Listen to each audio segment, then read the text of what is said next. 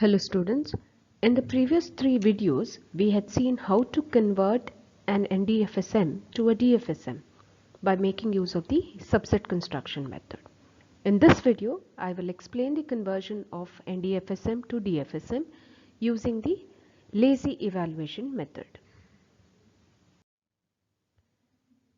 When we are converting NDFSM to a DFSM, we have got 5 steps. That is to identify the start state, the alphabets, the states QD, the final states FD, and the transition set delta D of the DFSM. One of the main reasons for having the second method of conversion of NDFSM to DFSM is because of the disadvantages of the first method, that is the subset construction method which we have studied. Now we know that in subset construction method we had 2 to the power n states for a DFSM, where n was the number of states in NFSM. So this was 2 to the power n was supposed to be the states in QD, the number of states in QD. And for each of these states which we had in 2 to the power n, we had to have a transition from the input symbol sigma. So the time complexity which was required to convert NFSM to DFSM was sigma, that is your input alphabet, into the number of states which we have, that is 2 to the power n. So the larger the number of states which we have in NFSM, the higher the time complexity. Since the time complexity is exponential in nature, the procedure takes a very long time to construct the table of transitions. We had seen this when we constructed the transition table for the subset construction method, where in case, for example, we had 2 to the power 3 states in QD, then we had to identify delta D transition for 8 states. So as this number n, as the n value increases, then the time complexity also increases exponentially. And this exponential time complexity can be avoided by using the next method which we are going to study, that is lazy evaluation method, which is applied on the subsets which are constructed in the set QD.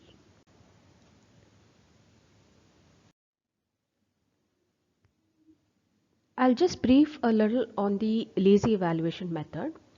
Given an NFSM Mn, which is equal to Qn sigma delta n Q naught and Fn, which accepts a language L of M of n, then we have to find an equivalent DFSM which is represented in the 5-tuple format, such that the language which is accepted by the DFSM is also accepted by the NFSM.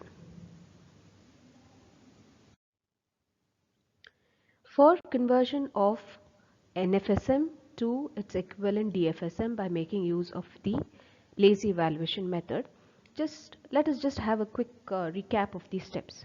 The first step is to identify the start state of the DFSM. Since Q0 is the start state of NFSM, then Q0 is also the start state of DFSM. That's the first step. The second step is to identify the alphabets of the DFSM. The input alphabets of the NFSM are the input alphabets of your DFSM. The third step is to identify the transitions delta D of DFSM.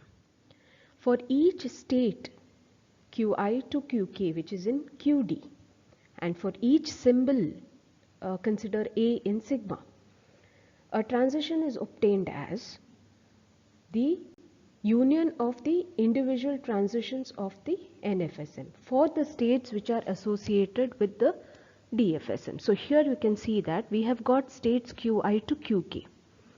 Okay, so the transitions of the state Qi to Qk on an input k is the union of the transitions of the individual states in the NFSM. And we might get a state like QL to QN. Now, in case this state QL to QN is not present in D, already not present in D, then we add the state QL to QN into D and then go ahead with checking the transitions or calculating the transitions for the state QL to QN.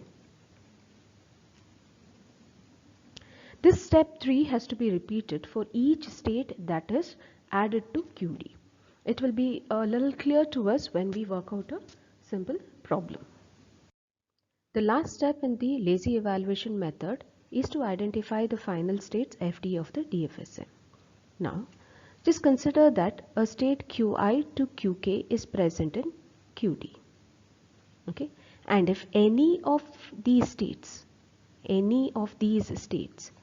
is a final state in NFSM, then this state which we have will be a final state in DFSM. It means that if a state in DFSM consists of final state of NFSM, then that state is also the final state in DFSM.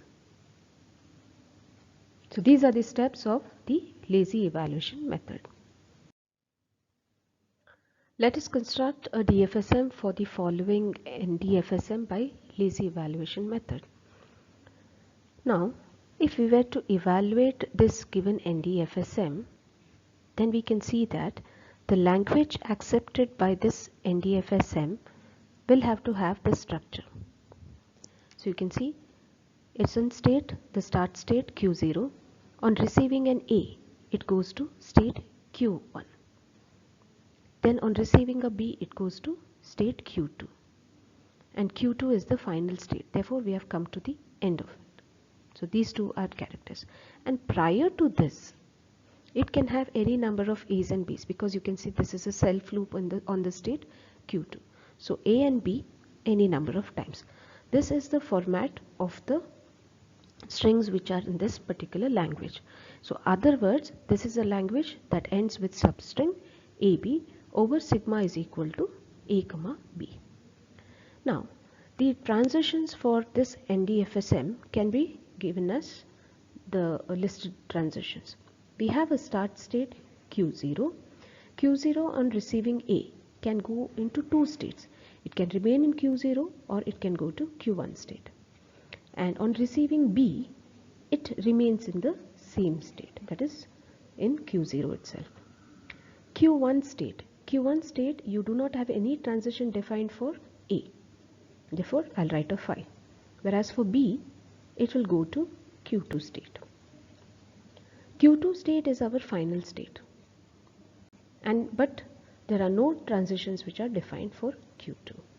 So these are the transitions for the NFSM shown in the figure. Let us go into construction of the DFSM for the given NDFSM. Now the first two steps of the construction are to identify the start state and alphabet of the DFSM.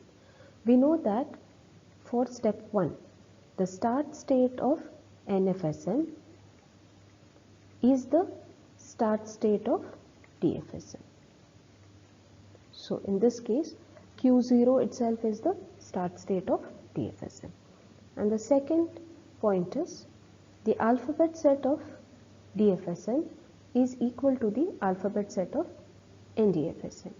Therefore, sigma is equal to A comma B for the DFSM. The next step is to identify the transitions delta D of the DFSM. Now, we know that the transitions delta D for a DFSM start from the start state of the DFSM Q0. And in case we are to see the transitions of Q0, then we know that first is a shortcut concept where we know that the transitions of Q0 are the same for both the DFSMs. Therefore, we can write it as Q0 and Q1 and Q0 itself. Okay. Otherwise, we can also make use of this concept.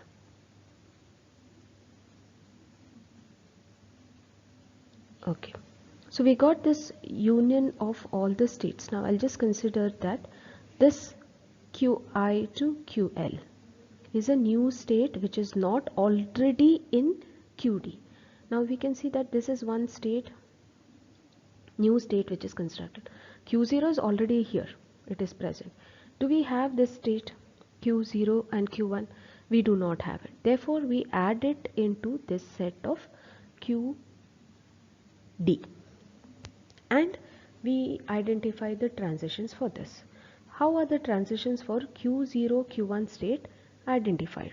So delta D of Q0, Q1 on A is equal to delta N transition of Q0 on A union delta N transition of Q1 on A. So we can see Q0 on A and Q1 on A, that is equal to Q0 Q1. And similarly this is done for B. So for B it is Q0 Q2, union becomes Q0 Q2. Now just check whether any new state is constructed. So we can see there is a new state which is constructed. This is already present, this is here. So Q0 Q2 is a new state which is constructed. So now we identify the transitions Q0 Q2.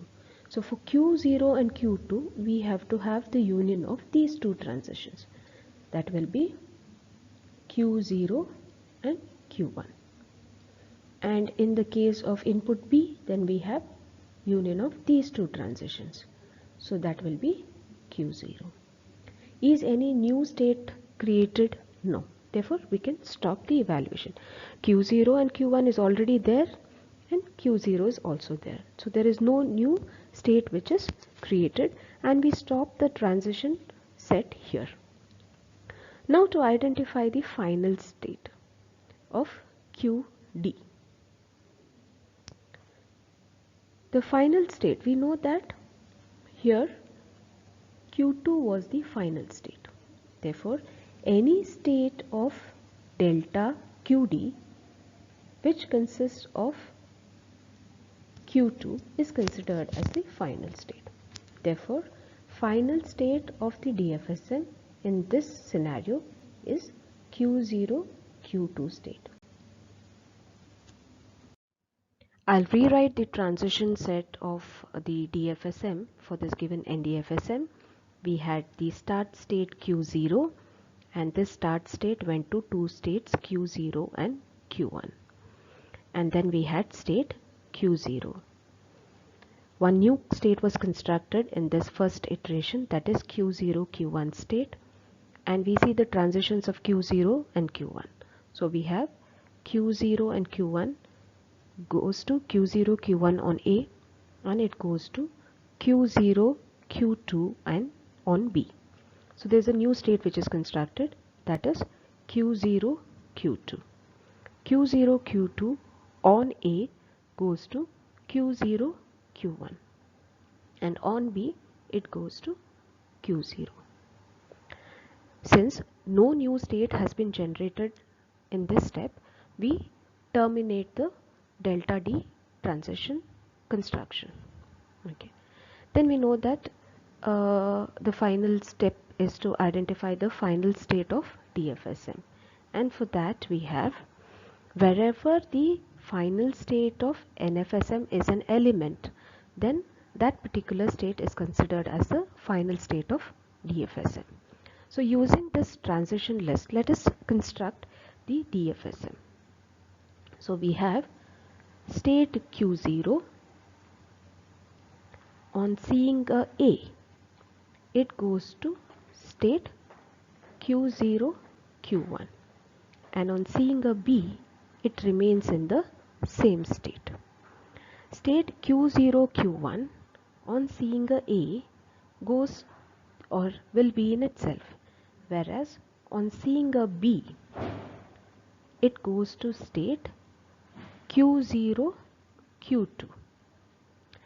Q0, Q2 state on seeing a goes to state QA,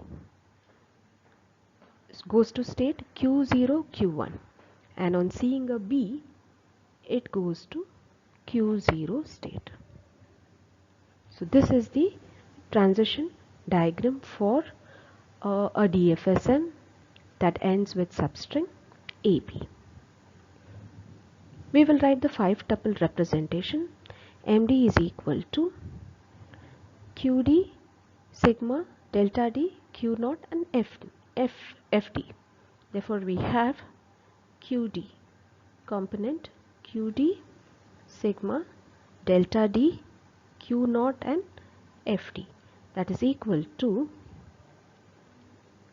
what is QD? We have Q0 state, then we have Q0, Q0, Q1 state, then we have Q0, Q2 state. Sigma is A, B.